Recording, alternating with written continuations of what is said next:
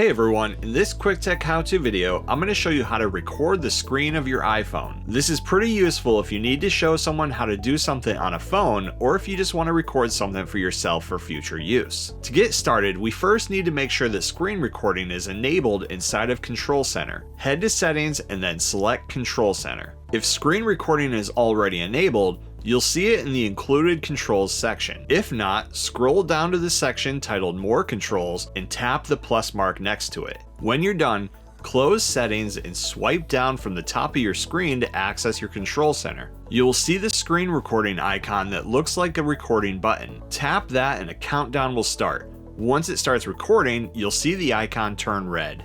Close Control Center and proceed with what you'd like to record. When finished, swipe down to open Control Center and then tap Screen Recording again. Once the video is done processing, you'll then get a notification telling you that it was saved to your photos. Close Control Center and open Photos. You will then see your screen recording as the last thing saved inside of your recent photos. And that's how you use the screen recording feature on your iPhone. Thanks for watching. Please like and subscribe and stay tuned for more quick tech how-to videos.